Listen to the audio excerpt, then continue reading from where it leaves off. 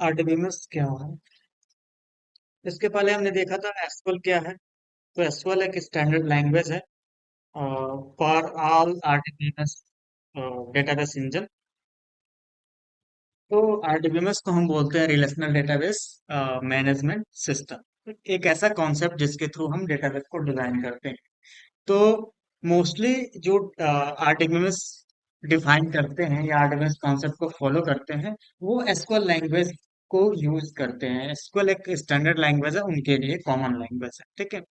तो RDBMS is a program use to maintain a relational database. Maintain का मतलब कि उसको डिजाइन करना, उसको एक दूसरे से डिफाइन करना कि कैसे एक दूसरे से रिलेट हो सकते हैं वो टेबल्स, या आपके डेटा कैसे रिलेट कर सकते हैं एक दूसरे से, ठीक है। उसको हम क्या बोलते हैं? Relational database. RDBMS क्या होता है? एक जो आपके डेटाबेस होते हैं, डेटाबेस सिस्टम के होते हैं, जैसे कि मैं कहूँ माई एसक्यूएल हो गया या एसक्यूएल सर्वर हो गया, वो एक तरह से उनके मॉडर्न जो डेटाबेस सिस्टम है उनके कॉन्सेप्ट को फॉलो डिफाइन करता है कि उसके कॉन्सेप्ट कैसे करते हैं, वर्क करते हैं, और कैसे उसको डिजाइन किया जाता है इनमें डेटाबेसेस पे, ठीक है। तो आरडीबीएमएस किस लैंग्वेज का यूज करता है? एसक्यूएल क्वेरीज या एसक्यूएल स्क्रिप्टिंग को यूज करता है डेटाबेस को या डेटाबेस के डेटा को एक्सेस करने के लिए, ठीक है। तो आरडीबीएमएस हमारा क्या एक सिस्टम है जिसके थ्रू हम इस सिस्टम को किस किस डेटाबेस इंजन में यूज कर सकते हैं? माइस्कल में, एसक्यूएल सर्वर में, ओरेकल में, माइक्रोसॉफ्ट एक्सेस में भी यूज कर सकते हैं। देन माइक्रोसॉफ्ट एसक्यूएल सर्वर भी एक अलग क्या होता है? एप्लीकेशन है, आरडीबीएमएस प्रोग्राम है। जैसे कि मैं कहूँ, अगर मैं एसक्यूएल सर्वर ओपन करता हूँ तो सेम एज उसी तरीके से जैसे कि हमने प्रीवियस क्लास में क्या इंस्टॉल किया था, माई एसक्यूएल वर्कबेंच, ठीक। वैसे ही हमारा आता है Microsoft SQL server management studio, अलग से होता है, ठीक। ये अलग आपका क्या होता है? आरडीबीएमएस प्रोग्राम है या टूल, ठीक। तो हमारा एसक्यूएल सर्वर मैनेजमेंट स्टूडियो अलग होता है, माइक्रोसॉफ्ट का ये है, ठीक। इसमें क्या होता है? तो यहाँ पे आते हैं माई एसक्यूएल वर्कबेंच जो हमने प्रीवियस क्लास में इंस्टॉल किया था। तो सेम है, इसमें भी हमने कनेक्शन डिफाइन किया था। हम इसमें कनेक्शन कैसे डिफाइन करते हैं? तो इसमें कहा था मैंने, कनेक्शन का नाम लिखते हैं, फिर यहाँ पे टेस्ट कनेक्शन डिफाइन करते हैं। जैसे मैंने यहाँ पे कनेक्शन का नाम डिफाइन किया,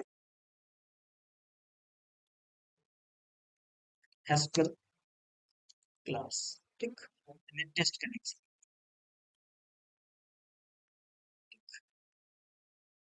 कनेक्ट टू फील्ड। अब अब इसमें कनेक्ट टू फेल इसलिए हो रहा है कि कभी कभी क्या होता है, आपका माइस्क्ल सर्विस बंद हो जाता है। तो उसके लिए क्या करते हैं, आप सर्विसेज में जाते हो और माइस्क्ल सर्च कर लेना और उसको यहाँ से सर्विस उसकी स्टार्ट कर देना। ये आपका माइस्क्ल सर्वर स्टार्ट। अब यहाँ पे टेस्ट कनेक्शन पे यहाँ पे ओके करोगे, successfully made the SQL connection, ठीक। स्टार्ट करोगे, स्टार्ट मेन्यू से सर्विसेज सर्च कर देना, ठीक है। तो सर्विसेज एक ऑप्शन की तरह से होता है, इसमें बैक एंड प्रोसेस यहाँ पे दिखता है कौन कौन सी सर्विसेज चल रही है, रनिंग चल, ठीक है। तो जो सर्विसेज बंद रहती हैं उसको आप यहाँ से स्टार्ट कर सकते हो और किसी भी सर्विस को यहाँ से बंद भी, ठीक है। जैसे कि यहाँ पे कुछ ऐसे सर्विसेज हैं जो आपके इम्पोर्टेंट होते हैं, जैसे कि यहाँ पे देखो थीम सर्विस है, तो थीम सर्विस ही आपका डिफाइन करता है कि आपके सिस्टम में क्या थीम रहे, ठीक है। जैसे कलरिंग, बैक, वॉलपेपर, ये सारी चीजें सेट करता है। तो बहुत सारे ऐसे प्रोग्राम्स होते हैं जो बैकएंड में चलते रहते हैं, ठीक है। ये बहुत सारे प्रोग्राम्स हैं जो चल रहे हैं फिलहाल के लिए, ठीक है। तो इसके साथ साथ आपका क्या होता है, माई एसक्यूएल भी एक सर्विस है जो आपका डिफाइन होता है। तो ये डेटाबेस इंजन सर्विस है जो आपका बैकएंड में चल रहा है, ठीक है, रन कर। तो इसको जब टेस्ट कनेक्शन करोगे तो यह connection successful, and then okay. तो हमारा एक नया कनेक्शन बन गया एसक्यूएल क्लास नेम से, ठीक है। यहाँ पे स्क्रीन में दिख रहा है कैसे? अब यहाँ पे आप डिफाइन करोगे कि हमको डेटाबेस नया बनाना है, पहले से कुछ डेटाबेस बने हुए हैं, ठीक। अब आपको नया डेटाबेस बनाना है, तो कैसे डिफाइन करोगे? तो देखो यहाँ पे फिल्टर्स है, कोई डेटाबेस सर्च भी करना है तो यहाँ पे सर्च कर सकते हो, जैसे मैंने लिख दिया ABC, ठीक। तो यहाँ पे सर्च कर सकते हो कि कौन कौन से डेटाबेस हैं। तो ये केबीसी है, केबीसी डीबी करके है, ठीक। तो ये अलग अलग डेटाबेसेस हैं जो यहाँ पे आप सर्च कर सकते हो। इसको डेटाबेस को स्कीमास बोलते हैं, स्कीमा, ठीक है। तो यहाँ पे स्कीमा बोल सकते हैं, जैसे एबीसी स्कीमा, ठीक है। तो ये स्कीमा एक क्या है, टर्म है, और एक्चुअली में हम इसको क्या बोलते हैं, डेटाबेस। अब इस डेटाबेस में क्या होता है, आपका टेबल होता है, ठीक। तो डेटाबेस मेन कंटेनर है, जो डेटाबेस इंजन में हम मल्टीपल डेटाबेस क्रिएट कर सकते हैं, और डेटाबेस के अंदर हम टेबल्स क्रिएट करते हैं, जिसमें एक्चुअली में डेटा होता है। और डेटा किस फॉर्मेट में होता है, table and row and columns में होता है, सॉरी, रो एंड कॉलम्स में डेटा होता है। अब आते हैं डेटाबेस टेबल के अंदर क्या क्या चीजें होती हैं। जो हम डेटाबेस बनाते हैं उसके बाद क्या डिफाइन करते हैं, टेबल डिफाइन करते हैं। तो डेटाबेस डिफाइन करने के लिए कोड क्या होता है, आप नोट करते चलना, कि अगर मुझे नया डेटाबेस बनाना है, तो यहाँ से मैं कुछ डेटाबेस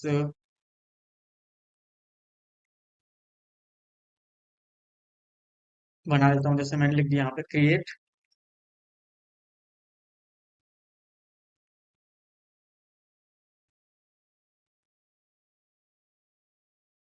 डेटाबेस, और मुझे एक डेटाबेस क्रिएट करना है, तो मैंने लिख दिया क्रिएट डेटाबेस और डेटाबेस का नाम, ठीक। तो डेटाबेस का नाम आप दे सकते हो, जैसे कि इसमें स्पेस नहीं देना होता है नाम में, और स्पेस नहीं दे सकते, स्पेशल कैरेक्टर नहीं यूज कर सकते, अंडरस्कोर यूज कर सकते हो, डैश भी नहीं यूज कर सकते। अब जैसे मैंने यहाँ पे लिख दिया, अगर स्पेस यूज करना है तो उसका भी एक तरीका होता है, क्या है, कैसे यूज करना है, ठीक है। तो स्पेस यूज करना है तो बैकटिक आप यूज करोगे, ठीक। जैसे मैंने लिख दिया माई डीबी, ठीक। तो माई डीबी नेम से एक डेटाबेस बन जाएगा जिसमें आपका स्पेस होगा, लेकिन उसके लिए बैकटिक लगाना पड़ेगा आपको, बैकटिक, ठीक। तो बैकटिक एक कैरेक्टर होता है जो स्केप के नीचे होता है, स्केप जो बटन होता है ना, उसके नीचे आपका क्या होता है, escape corner, top left corner पे होता है, ठीक, उसके नीचे मिलेगा। तो ये आपका हो गया। अगर स्पेस ऐड करना तो ऐसे, अगर तब रिक्वायर्ड है, अगर स्पेस ऐड नहीं करना तो इसकी जरूरत नहीं है, क्योंकि स्पेस, वैसे स्पेस ऐड करोगे तो एरर थ्रो करेगा। और जब यूज भी करोगे ना, तो इस बैकटिक लगाना पड़ेगा, ठीक है। तो स्पेस मोस्टली नहीं यूज किया जाता, अगर यूज करना है तो उसका भी सोल्यूशन है, बैकटिक आप लगा लो। फिर अब इस कोड को सेलेक्ट करते हैं। इसमें क्या होता है, एसक्यूएल को जो हम बोलते हैं, जैसे कि स्ट्रक्चर्ड क्वेरी लैंग्वेज बोलते हैं, ठीक है।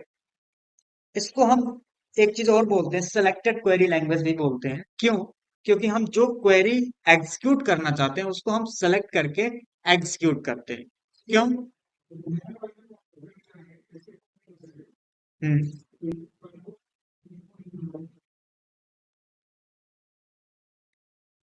किसमें? न्यू कनेक्शन पे जाए, कनेक्शन तो बना हुआ है ना, कनेक्शन पे डबल क्लिक करो आप। अरे कनेक्शन बना हुआ है, उसी पे डबल क्लिक कर लो आप।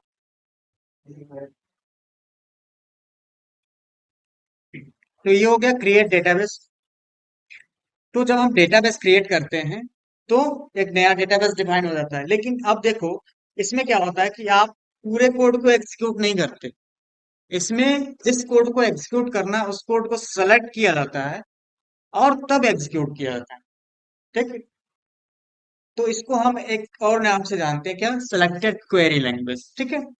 तो हम जब सेलेक्ट करके यहाँ पे एग्जीक्यूट करते हैं तो केवल यही कोड, ये लाइन जो हमने सेलेक्ट किया यही केवल एग्जीक्यूट होगा, और हमारा क्या हो गया, डेटाबेस क्रिएट हो गया। और जब डेटाबेस क्रिएट हो गया तो यहाँ पे मैंने रिफ्रेश किया तो माई डीबी नेम से देखो यहाँ पे डेटाबेस बन गया। लेकिन अभी वो डेटाबेस क्या है, हाईलाइटेड नहीं है, ठीक, मतलब अभी सेलेक्टेड नहीं, ठीक, सेलेक्टेड नहीं है। अब इसको सेलेक्ट करना है तो लिखना होता है, किसी भी डेटाबेस पे या किसी फाइल पे काम करना हो तो उस फाइल को पहले ओपन करते हो, ठीक, या सेलेक्ट करते हो। तो मान लो मुझे टेबल बनाना है, तो अगर मैं टेबल बना रहा हूँ तो किसमें बनाऊंगा, जो डेटाबेस मैंने क्रिएट किया है, ठीक है। तो पहले डेटाबेस को ओपन करूंगा, तो डेटाबेस ओपन करने का कोड क्या होता है, यूज माई डीबी। तो यूज और किसका यूज करना है, इस डेटाबेस का यूज करना है, और ये हमारा कोड हो गया डेटाबेस को सेलेक्ट करने का, ठीक। तो इससे हम डेटाबेस को सेलेक्ट करते हैं। तो यहाँ पे मैं कमेंट में लिख सकता हूँ कि ये कोड किसके लिए है, create a database, double dash होता है कमेंट के लिए होता है। फिर ये मैंने लिख दिया सेलेक्ट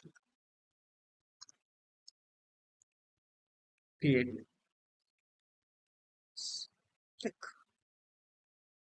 अब डेटाबेस तो बन गया। अब हमको क्या करना है, सेलेक्ट करना है। तो सेलेक्ट करना है तो ये वाला कोड केवल सेलेक्ट करेंगे और एग्जीक्यूट करना है। तो हमारा डेटाबेस सेलेक्ट हो गया। जैसे डेटाबेस सेलेक्ट हो गया, देखो अपने आप हाईलाइट हो गया और उसके अंदर एक्सपेंड करके खुल गया अपने आप, table, views, store procedure and functions. तो क्या होता है, डेटाबेस आपका एक कंटेनर है जिसके अंदर बहुत सारे ऑब्जेक्ट होते हैं, टेबल्स होते हैं, व्यूज होते हैं, स्टोर प्रोसीजर होता है और क्या होता है, फंक्शंस होते हैं। ठीक है, इन सबको क्या बोलते हैं, डेटाबेस ऑब्जेक्ट। टेबल भी क्या है, एक डेटाबेस ऑब्जेक्ट है। व्यूज भी एक डेटाबेस ऑब्जेक्ट है। स्टोर प्रोसीजर भी एक डेटाबेस ऑब्जेक्ट है। और फंक्शन भी आपका एक डेटाबेस ऑब्जेक्ट है। ये सब क्या है, डेटाबेस ऑब्जेक्ट है। Table, views, store procedure and function. ठीक है, क्लियर, ये हो गया। अब हमने डेटाबेस को भी सेलेक्ट भी कर लिया। अब टेबल क्या होता है और टेबल कैसे डिफाइन करते हैं वो आते हैं। व्हाट इज डेटाबेस टेबल, इसलिए हमने इसको बोला डेटाबेस टेबल, क्योंकि ये टेबल किसके अंदर कंटेन होता है, डेटाबेस के अंदर। डायरेक्ट हम टेबल नहीं बना सकते, तो हम एक कंटेनर बनाते हैं जिसके अंदर हम क्या डिफाइन करते हैं, डेटाबेस बनाते हैं, तब टेबल बनाते हैं। ठीक है, अब टेबल क्या होता है, तो table is collection of related data entries. ठीक, related data entries and it consist of columns and row. ठीक, तो किसी एंटिटी से रिलेट करके ही डेटा वो ऐड किया गया है, और उसमें जो डेटा होता है रो एंड कॉलम फॉर्मेट में होता है। आप कह सके एक column holds specific information about every record in A table and record, या कह सके एक रो में क्या होता है, एक इंडिविजुअल एंटिटी का रिकॉर्ड होता है या एंट्री होता है, कह सकते हैं। जैसे कि ये आपका टेबल जिसमें रो एंड कॉलम में डिफाइंड है, इसको हम क्या बोल सकते हैं, कॉलम या फील्ड बोल सकते हैं। ये आपका रो है। अब आते हैं what is a relational database, कि हमारा डेटाबेस अगर रिलेशनल है तो ये है क्या, रिलेशनल डेटाबेस किसे बोलते हैं। तो relational database define database relationship in A form of tables. जो टेबल होते हैं ना, उसको हम रिलेशन बोलते हैं, मैंने प्रीवियस क्लास में बताया था। ठीक है, और एक तरह से क्या डिफाइन करता है वो? एक टेबल दूसरे से क्या रिलेट करता है। अब रिलेशंस का मतलब कि मान लो एक टेबल में हमने प्रोडक्ट टेबल डिफाइन किया जिसके अंदर प्रोडक्ट लिस्ट है, प्रोडक्ट की प्राइसेस है, प्रोडक्ट की क्वांटिटीज है। ठीक, उसके बाद मैंने एक ऑर्डर टेबल बनाया जिसमें ऑर्डर लिस्ट है, मतलब किस प्रोडक्ट ने किस कस्टमर ने ऑर्डर किया और किस डेट में ऑर्डर किया, ऑर्डर डेट हो गई। ठीक, तो उस टेबल को कह सकते हैं वो रिलेट करता है। जैसे प्रोडक्ट जो हमारा है, तो प्रोडक्ट नेम वहां पे नहीं जाता, वहां पे क्या आईडी मेंशन की जाती है, किस प्रोडक्ट आईडी को कस्टमर ने ऑर्डर किया होगा। ठीक है, तो एक टेबल दूसरे टेबल से क्या होगा, रिलेट कर गया। तो हम पूरी इंफॉर्मेशन किस में नहीं डालते, ऑर्डर टेबल में नहीं रखते, कुछ इंफॉर्मेशन आप एक टेबल में रख लेते हो और फिर उस इंफॉर्मेशन को यूज करते हैं किसी दूसरे टेबल में, एज ए रेफरेंस यूज करते हैं, रेफरेंस डेटा उसको बोलते हैं। ठीक है, तो ऐसे क्या होता है, एक टेबल दूसरे टेबल से कनेक्टेड है, वो दूसरे टेबल से कनेक्टेड है, इस तरीके से क्या होता है, एक हायरार्की डिफाइन होती है जिसको बोलते हैं रिलेशनशिप। तो इसमें क्या होता है कि इसमें भी आप रिलेशनशिप डिफाइन करते हो। इसमें तीन तरह के रिलेशनशिप होते हैं जब हम टेबल डिफाइन करते हैं या डिजाइन करते हैं। पहला रिलेशन होता है वन टू वन रिलेशन, दूसरा होता है वन टू मेनी, और तीसरा होता है मेनी टू मेनी रिलेशनशिप। ठीक, क्लियर।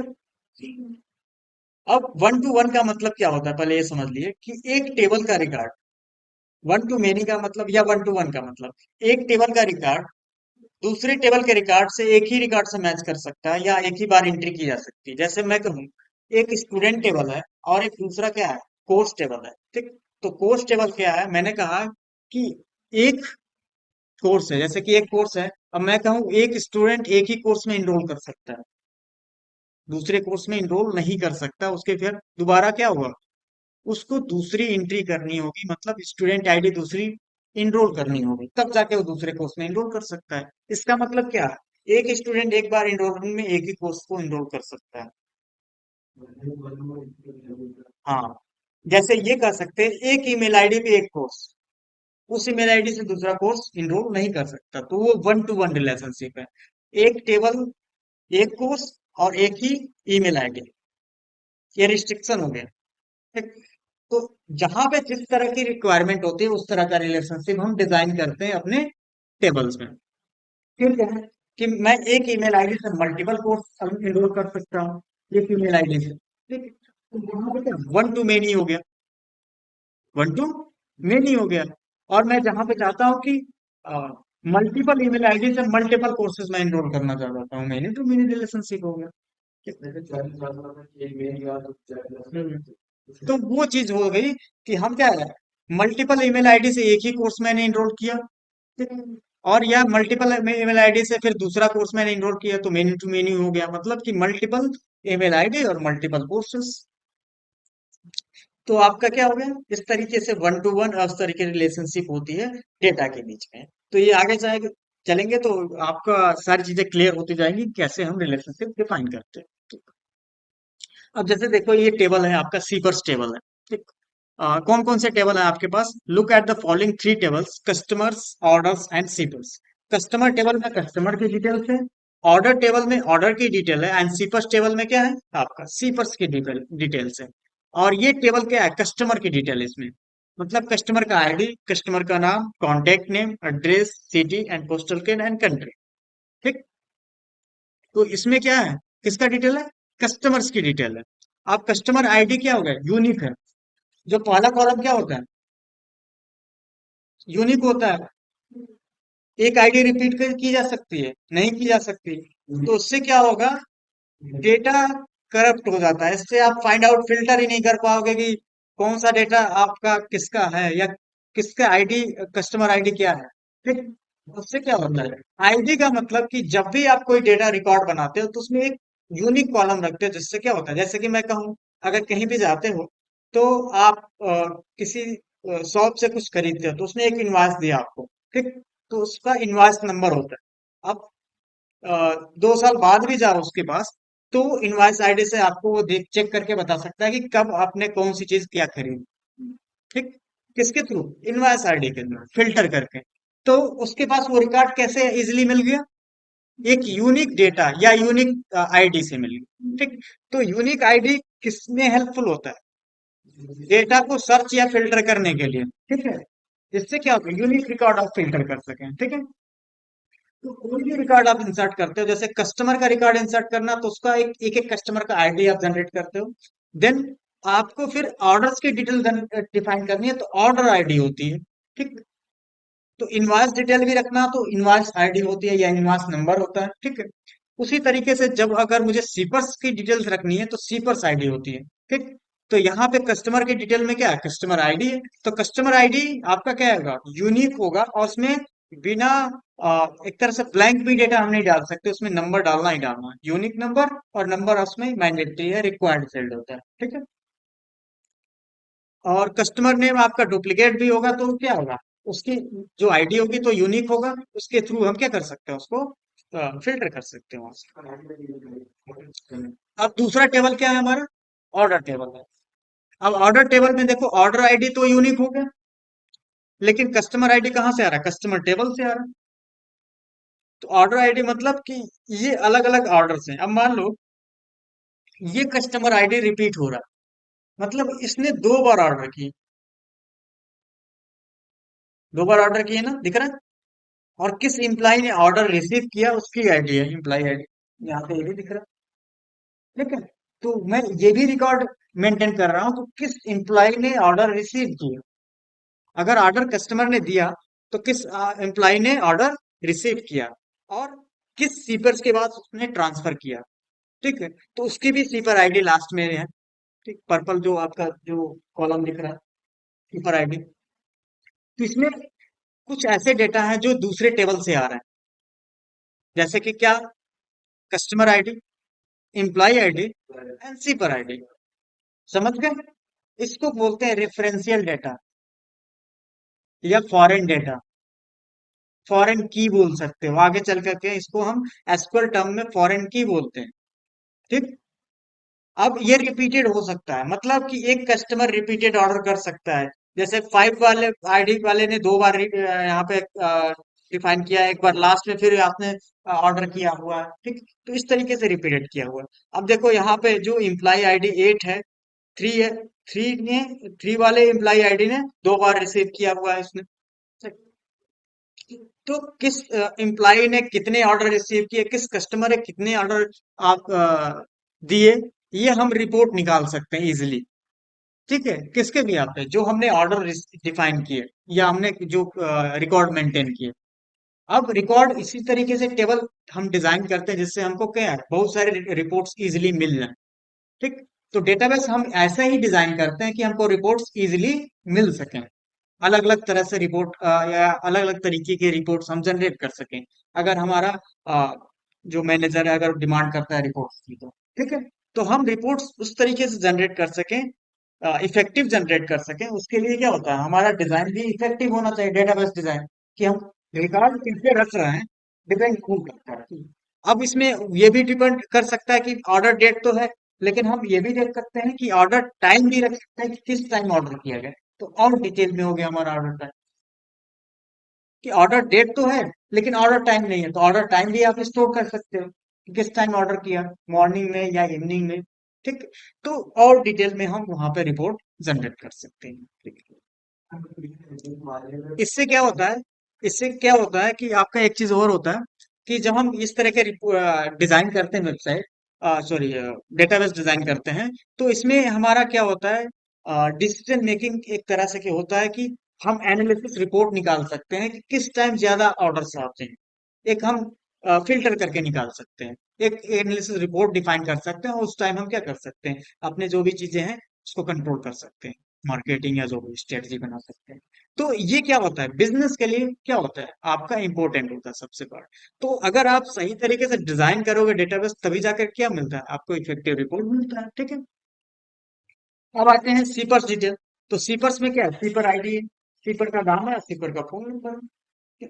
इसमें ज्यादा डिटेल नहीं है। मतलब कि आप डेटा को क्या होता है, अलग अलग पार्ट्स में, अलग अलग टेबल में डिवाइड करके रखते हैं, और जब जरूरत पड़ती है उसको दूसरे टेबल से कनेक्ट करते हैं। तो ये टेबल क्या इंडिपेंडेंट है, मतलब इसमें किसी दूसरे टेबल का डेटा नहीं आ रहा। ठीक। और कस्टमर में भी दूसरे टेबल का डेटा नहीं आ रहा। किसमें दूसरे टेबल का डेटा आ रहा,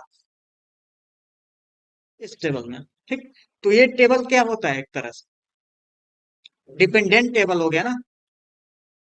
ये एंटिटी वीक एंटिटी का होगी। वीक का मतलब जो दूसरे टेबल पर डिपेंड हो। तो ऑर्डर क्या होगा, कस्टमर पे डिपेंड होगा। और किस पे डिपेंड होगा, सीपर्स पे डिपेंड होगा। और ऑर्डर तभी ले सकता है जब इम्प्लाई होगा। ठीक। तो ये एक तरह से क्या है, कितने टेबल्स पे डिपेंड है, कस्टमर, एम्प्लॉय और सीपर्स, ऑर्डर टेबल, 3 टेबल्स पे डिपेंडेंट है। तो इस तरह के टेबल को या एंटिटी को हम बोलते हैं वीक एंटिटी। ठीक। और इसको क्या बोलेंगे, रेगुलर एंटिटी, जो किसी टेबल पे डिपेंडेंट नहीं है, इसका जो डेटा है वो कहीं और से नहीं आ रहा है, इसका खुद का डेटा है। ठीक है। और इसमें क्या है, जो ये आपका एलो एलो वाला और ये सीपर्स वाला जो डेटा है और जो इम्प्लाई आईडी है वो दूसरे टेबल से आ रहा है, इसको रेफरेंशियल डेटा बोल रहा है। तो इसको वीक एंटिटी या एक तरह से डिपेंडेंट एंटिटी बोल सकते हैं, दूसरे टेबल पर डिपेंडेंट है। ठीक है। इन टेबल को हम एंटिटी भी बोलते हैं, जैसे कि ऑर्डर एक एंटिटी है, फिर आपका क्या है, कस्टमर भी एक एंटिटी है और सीपर्स भी एक एंटिटी। ठीक। Entity means object. ठीक। अब आते हैं, हाँ,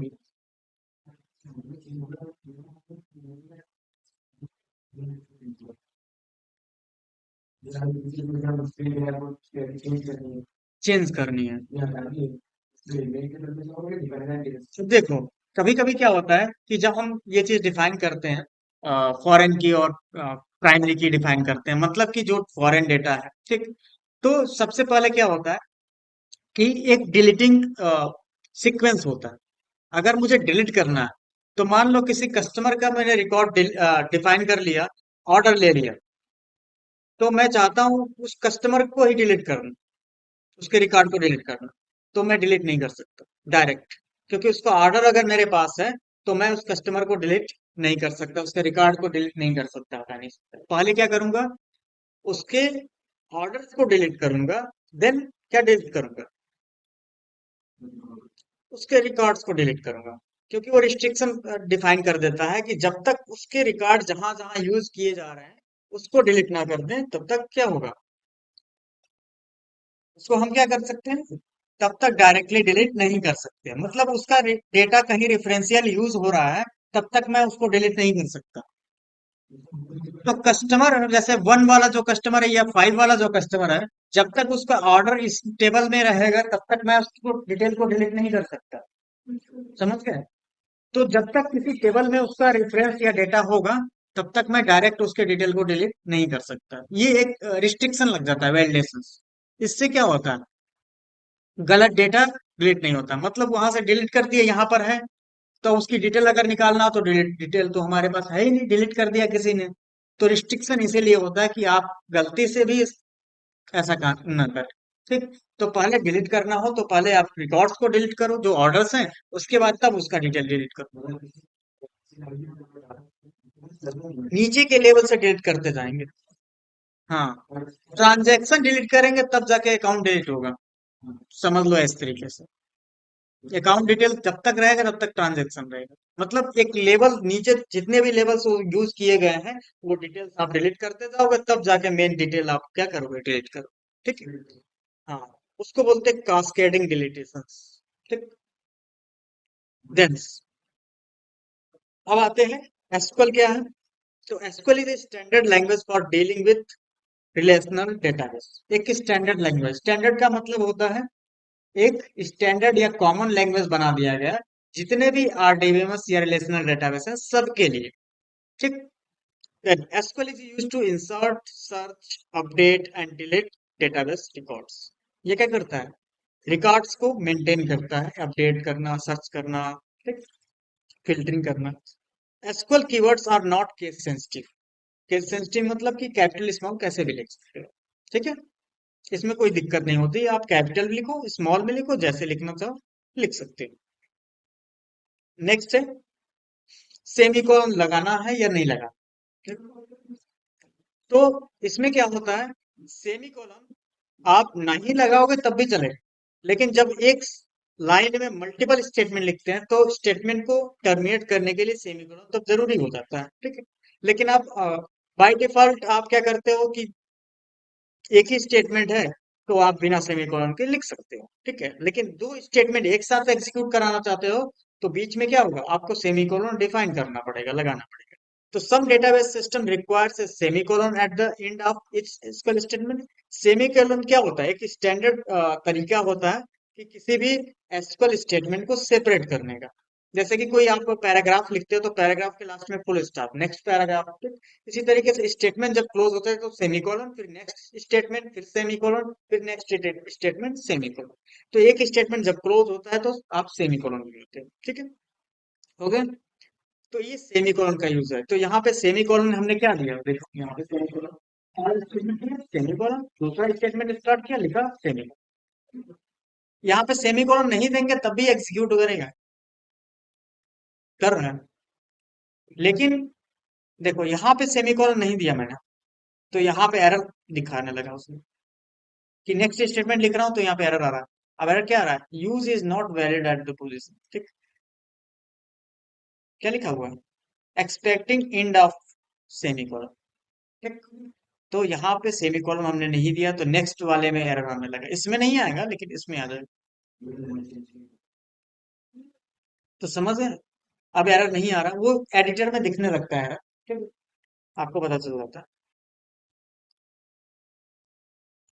अब आते हैं कौन कौन से हम कमांड्स यूज करते हैं एसक्यूएल में। ठीक है। तो आप नोट डाउन करते चलो।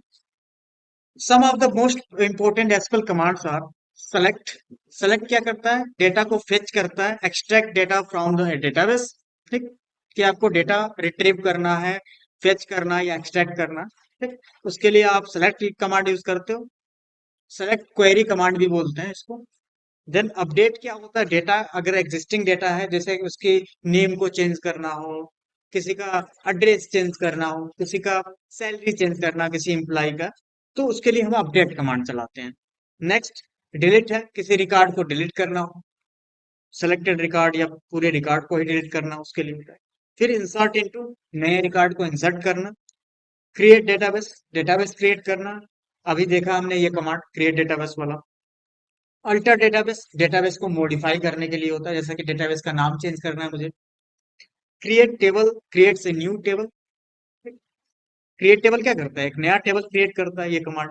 अल्टर टेबल, टेबल का जैसे कि नाम मॉडिफाई करना, टेबल के कॉलम ऐड करना। जैसे कि पहले आपने टेबल बनाया तो 4 ही कॉलम डिफाइन किए, अब मुझे चाहिए कि एक और कॉलम ऐड करना है टेबल में, बाद में जाकर के मुझे पता चला कि एक और कॉलम चाहिए, मुझे रिक्वायरमेंट हुई तो बाद में एक और कॉलम ऐड करना। नहीं चाहिए तो फिर उसको रिमूव भी कर सकते हो बाद में जाकर के। ठीक है, तो ये सारे काम हम मॉडिफिकेशन अल्टर वाले कमांड में कर सकते हैं, अल्टर टेबल। ठीक। तो अल्टर जो कमांड होता है वो मॉडिफिकेशन के लिए यूज किया है, मॉडिफाई, चाहे वो टेबल हो चाहे वो डेटाबेस।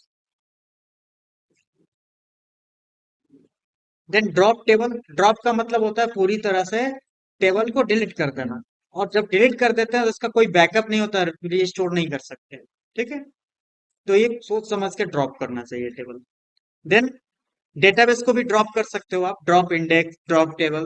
तो ड्रॉप क्या होता है, ड्रॉप टेबल, टेबल को भी डिलीट करता है कंप्लीटली, और डेटाबेस को भी डिलीट करता है, और इंडेक्स, व्यू, जितने भी कीज होते हैं जैसे प्राइमरी, फॉरेन, कांस्टेंट, जितने भी कांस्टेंट हो उसको आप ड्रॉप कर सकते हो। ठीक। इंडेक्स क्रिएट करना है तो क्रिएट इंडेक्स लिखते हैं। तो ये सब कमांड्स हैं, कुछ बेसिक कमांड्स हैं जो हम यूज करते हैं। अगर मान लो पूरा टेबल ही डिलीट करना है तो आप किसको ड्रॉप कर दो, डेटाबेस ही ड्रॉप कर दो। तो डेटाबेस ड्रॉप हो जाएगा तो पूरा टेबल ही उसके साथ साथ डिलीट हो जाएगा। कंटेनर को ही ड्रॉप कर दोगे तो क्या होगा, उसके अंदर जो टेबल होगा वो भी ड्रॉप हो जाएगा।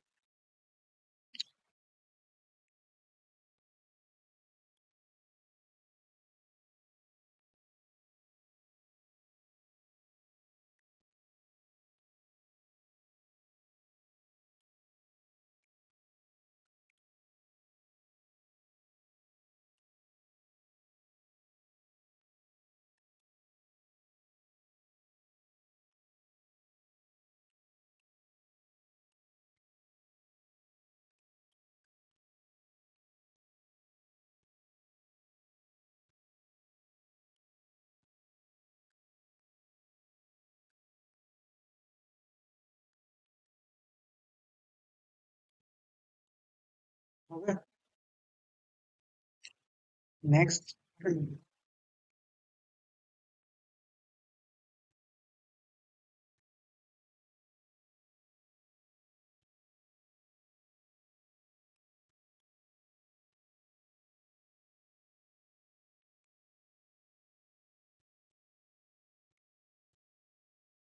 Select statement. सबसे पहले हम स्टार्ट करते हैं सिलेक्ट स्टेटमेंट। तो मान लो आपके पास पहले से कोई डेटाबेस है, उसमें क्वेरी किसी टेबल से अगर मुझे डेटा रिट्रीव करना है तो दो तरीके होते हैं डेटा रिट्रीव करने के। ठीक है, तो हम एक, ऑलरेडी हमारे पास एक टेबल है एडवेंचर वर्क्स, उसको मैंने ओपन किया। डबल क्लिक करेंगे तब भी सेलेक्ट हो जाएगा, अगर नहीं सेलेक्ट है तो क्या लिखना पड़ता है, यूज एडवेंचर प्रोग्रामिंग के थ्रू करना है तो यूज एडवेंचर वर्क्स। सेलेक्ट हो गया। सेलेक्ट होने के बाद क्या करते हैं, इसके अंदर कितने टेबल्स हैं वो देखना है, तो क्या लिखोगे, सो टेबल्स। एड्रेस, एड्रेस टाइप, ये सब आ गया ना। Content। अब मान लो किसी टेबल को अगर डिफाइन करना है, मुझे कांटेक्ट डिटेल्स निकालना है, कांटेक्ट।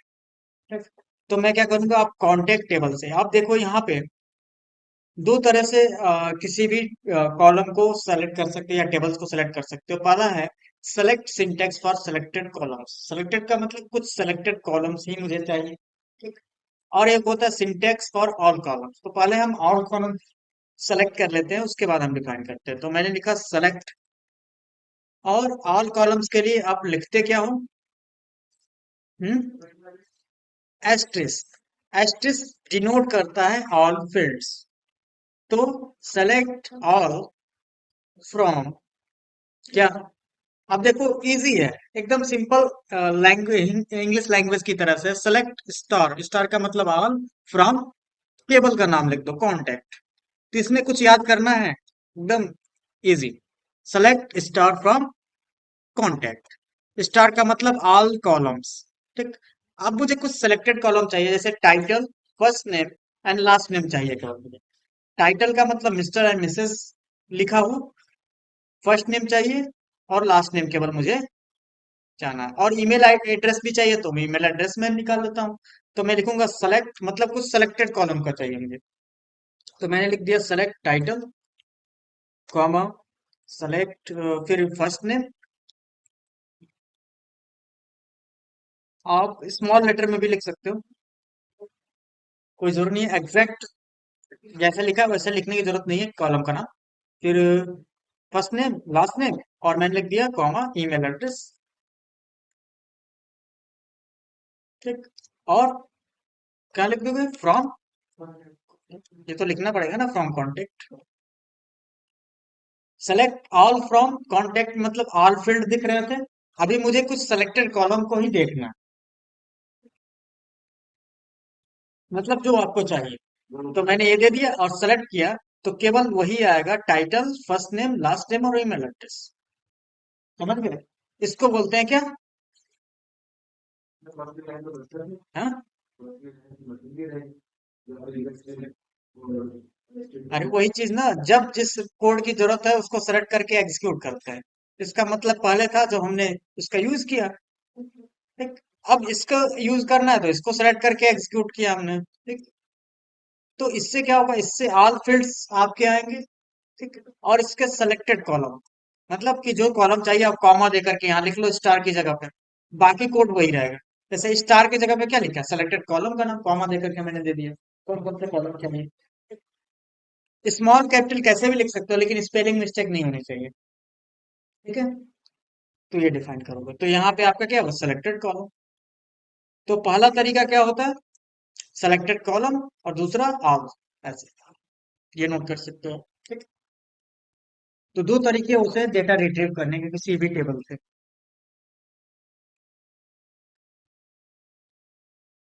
सेलेक्टेड के लिए कॉलम का लिस्ट दे देते हैं, कॉमा, क्या क्या चाहिए, फर्स्ट नेम, लास्ट नेम, या केवल लास्ट ईमेल चाहिए तो केवल ईमेल भी लिख सकते हो ये। लिख आ जाएगा वो लिस्ट। और सब चाहिए तो स्टार लिख दो, एस्टेरिस्क लिख दो, बस हो गया।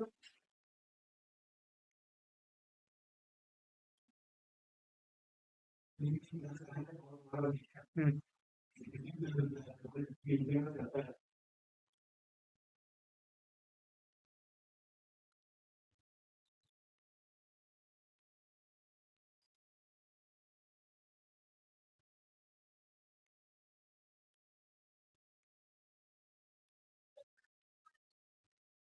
अभी हम टेबल क्रिएशन नहीं सीखेंगे, अभी हम सीखेंगे कैसे डेटा फेच किया जाता है। ठीक है। टेबल क्रिएशन बहुत कॉम्प्लिकेटेड है, थोड़ा सा कॉम्प्लिकेटेड है। पहले हम रिट्रीविंग सीख रहे हैं, कैसे डेटा रिट्रीव करते हैं। ठीक है। तो हम सेलेक्ट के जितने भी क्वेरीज हैं वो सीखेंगे, कैसे सेलेक्ट करना होता है। ये हो गया।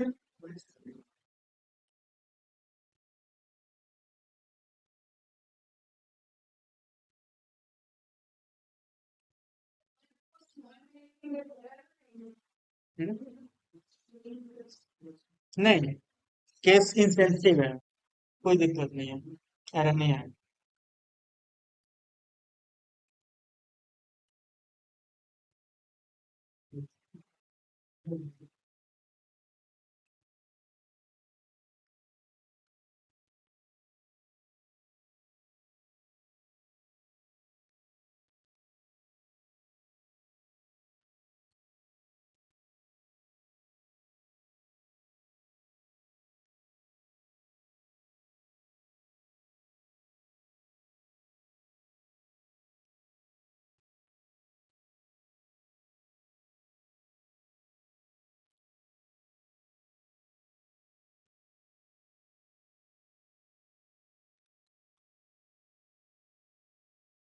हो गया।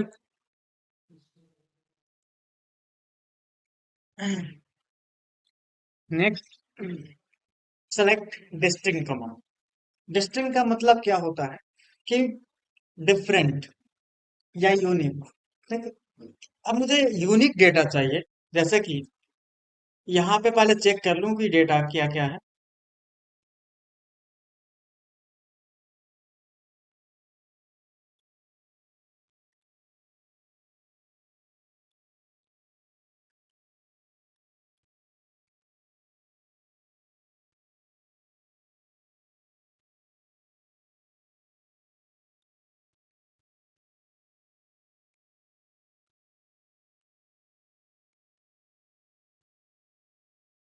किसी दूसरे टेबल को हम चेक कर लेते हैं।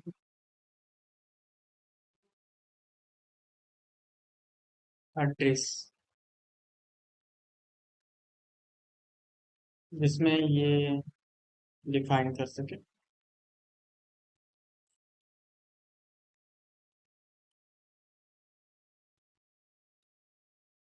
अब जैसे कि यहाँ पे हमने डिफाइन किया, मुझे चाहिए पोस्टल कोड यूनिक चाहिए, यूनिक पोस्टल कोड मतलब कि जो डुप्लीकेट है वो रिमूव कर जाए, जो यूनिक है केवल वही दिखे। तो मैंने लिख दिया यहाँ पर सेलेक्ट स्टार नहीं, select postal code, select postal code. और पोस्टल कोड के पहले मैं लिख दूंगा डिस्टिंक्ट, डिस्टिंक्ट पोस्टल कोड। तो कितने डिस्टिंक्ट है, मतलब कि आपके टोटल कितने रिजल्ट आए यहाँ पे?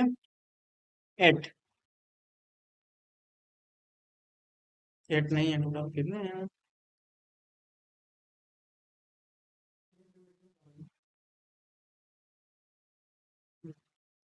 661 रो आए हैं, ठीक है। 661 रो यूनिक है। क्लियर। अगर हम वैसे ही बात करें कितने रिकॉर्ड हैं, मतलब बिना यूनिकनेस के अगर मैं कहूँ डुप्लीकेट कितने हैं, बार बार रिपीट होने के बाद उसका रिकॉर्ड कितना है, तो टोटल रिकॉर्ड 5000 दिखा रहा है, और 50,000। 50,000 में नहीं, ये तो लिमिट है, ये आपका दिखा रहा है 19,614। एक्चुअल में पोस्टल कोड कितने हैं? 600 ही है, जो बार बार रिपीट हुए हैं। एक्चुअल में क्या है, कितने हैं? अगर मैंने डिस्टिंक्ट लिखा तो कितने हैं, कितने काउंट करके बता रहा है वो? 661। एक्चुअल में डिस्टिंक्ट का मतलब क्या होगा? Different, unique. तो यूनिक आपके पोस्टल कोड कितने हैं? 661, जो रिपीट हुए हैं उतने टाइम, 19,000 या जितने टाइम्स, ठीक है, रिपीट हुए हैं। तो मतलब कई ऐसे कॉन्टेक्ट्स हैं जिनके पोस्टल कोड क्या है, सेम है। कई ऐसे कॉन्टेक्ट्स हैं जिसके पोस्टल कोड या पिन कोड क्या है, सेम है, ठीक है। तो इस तरीके से हमको डिफाइन होता है। अब मान लो मैं चाहता हूँ, ये पोस्टल कोड हो गया, अब यहाँ पे मैं डिफाइन करना चाहता हूँ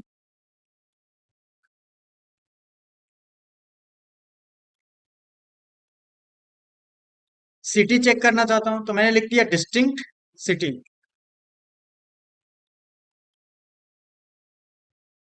अब 19,000 आ रहा ना, 614। अब मैं सिटी सेम चेक करूं कि सिटी कितने हैं, तो सिटी डिस्टिंक्ट डिफरेंट सिटीज कितने हैं आपके? 575।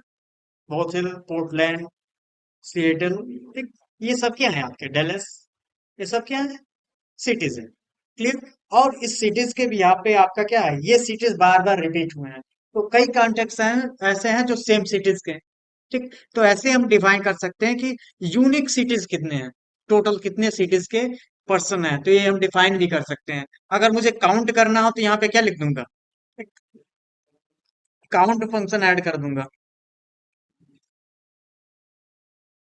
इसको डिस्टिंक्ट सिटी को काउंट भी कर लूंगा, तो क्या आएगा, 575 आ गया हमारा। काउंट एक फंक्शन होता है जो जितने रिकॉर्ड आते हैं उस रिकॉर्ड्स को, उस रो को काउंट कर लेता है, ठीक है। तो कितने रिकॉर्ड आ रहा है, 575।